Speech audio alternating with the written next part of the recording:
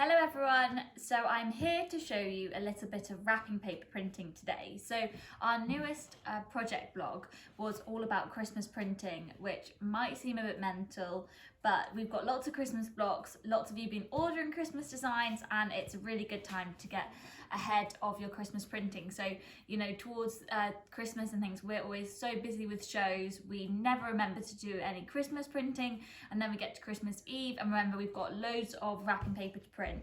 So we just think that you should spend a little bit of time during lockdown getting prepared. Now, you don't have to do Christmas printing if that is too crazy for you to even think about. You can just do, you know, wrapping paper printing for birthdays and presents coming up and stuff.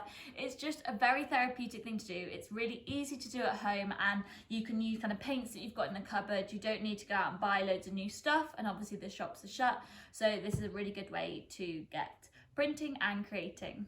So I've got a roll of paper. I just ordered this offline. It's just a roll of recycled craft paper. I've got the packaging here, and it's just 25 meters. I just got it offline, so you can find anything. I normally like recycled paper and stuff. I like that more rustic look, but you can also use colored paper and things. It doesn't really matter. And I have got also a padded table. So a couple of tips would be that when you're printing wrapping paper, you want something soft underneath you like you normally would when you block print. So you can either lay a towel down or a yoga mat or a camping mat. I've actually put some padding on my table. So this was just like a table protector that, you know, that you'd have underneath a tablecloth to stop any burns or anything going through. So I've got that underneath, and then just a removable tablecloth, which once it gets too painted, I can just take it off and put another one down. But you just want to remember to have something soft underneath you. So the first block I'm going to show you with is one of our new star designs. So this is a 9-star block. This is a new one that I've designed, which is really good for wrapping paper printing, because I spend a lot of time just printing single stars all over, which is really good, but I quite like this where it's all over. So that's the effect that you're going to get with this block. So this is a brand new block which we've just released, and I'm going to print this roll. Well, not all of it on camera because that'd be very boring, but when I print, there's a couple of different ways I like to do it. If I've got quite a lot of time and I'm just looking for an afternoon activity, quite often I just like to print as much as the roll as I can bear. So I use some pins and I stick down the corners so it doesn't keep rolling back up, and lay it out. Once I've printed this bit that's on the table, I then pull this down, and then I'll print the rest. And I just print as much as I can so that when it comes to needing any wrapping paper or anything, I can just unroll it and cut it off. This is something I like to do when I've got enough time on my hands, and it's very satisfying. And through the process of printing it, you can change designs and change colours so that you've got a whole different variety of designs on the roll. But it's just a nice way to do it, and then you can store it in the cupboard for when you need it.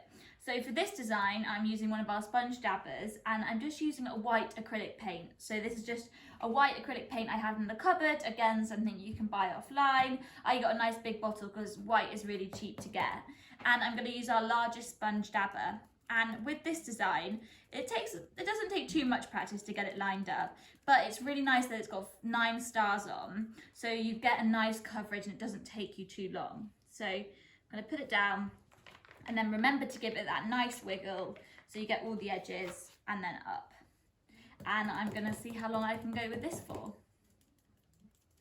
And just don't forget to keep applying paint each time. Each time you print, you want it to be nice and crisp and bright. So we always apply paint each time.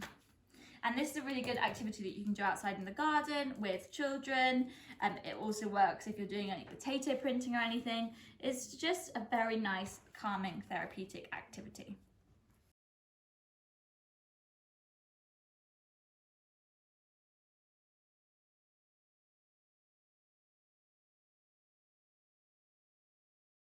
So when you get somewhere like this, so I don't really want to reach over anymore, so I can unpin it and just put it down to release some more paper, and then repin it again, and you can just carry on printing. So I've nearly finished this strip of paper. I'm really happy with it. I love star design. I just think, like I said earlier, it's so good for kind of all year round, and it looks good in every colour. I did some in red earlier, which is perfect for Christmas, and then I did some in this nice kind of turquoisey, sagey colour, and that will be really nice just for kind of birthdays and things. So it really works in any colour for every opportunity. So what I do is just wait for this to totally dry, so just make sure that there's no wet splodges left on the paint, and then you can just roll it back up and keep it for when you're in need of some wrapping paper. So I'll show you where I've got to. So I've printed a nice strip. I put the radio on, listened to some nice music, and just got carried away with the printing. So I printed a nice strip. But I keep going, and like if I was going to carry on now, I'd probably change the colour so that there's a few different colours and designs on this roll. So I'm going to move this out the way and then show you another idea for wrapping paper I have. So another way I tend to print wrapping paper, especially at Christmas if I'm busy and I'm wrapping up lots of presents, I love having the time to print a whole roll, but it can be a little bit disappointing when you cut all the paper for your presents and stuff. You quite often end up with lots of kind of offcuts on the floor of your lovely printed paper. So sometimes what I do is I will take my present, so this is a block printing kit I'm going to send to somebody, and I measure out how much paper I need, so I've got the right amount there, and then I print this paper, just so you're not wasting lots of your hard work. So for this one, it's a block printing kit, so I'm going to use a mandala, and I'm going to use a chalk paint. So I have just a pot of chalk paint here, which was for painting a chair, and it was very dry, so I've watered it down, and I'm just going to tip it onto my tray, and then I can use this. So for paper printing, you really can use any paint you have in the cupboard.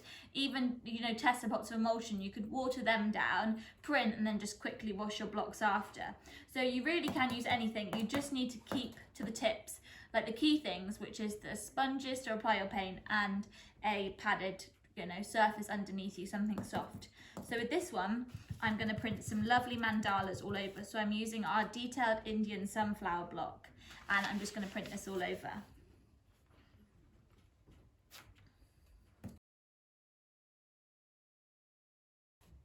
With a detailed design like this, sometimes the paint can start to clog up the block a little bit. It's because it's so detailed. So I just use a nail brush or something and just give it a brush out. If you can see your blocks, you know, your prints are getting a little bit splodgy, just give it a brush out and then keep going. And you'll see that it really just helps your prints come out a lot clearer.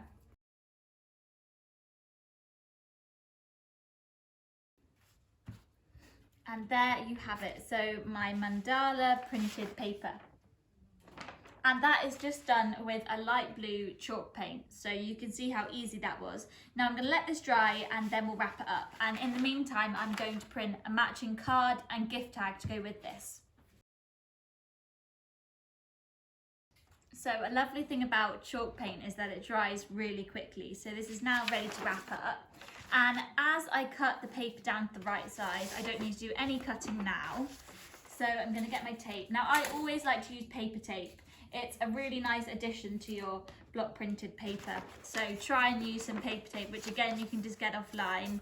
It just keeps to the rustic feel of your hand printed present. So I'm just going to quickly wrap this up.